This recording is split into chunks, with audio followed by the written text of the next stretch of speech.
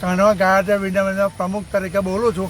મારી હાઈસ્કૂલમાં પાણીની ટાંકી છે, વર્ષો જૂની, 450 છોકરાઓ ભણે છે અને એ જર્જરિત થઈ જશે. કદાચ કાલે ઉઠીને ગંભીરા જેવો પ્રશ્ન બને તો એની જવાબદાર કોણ લેશે?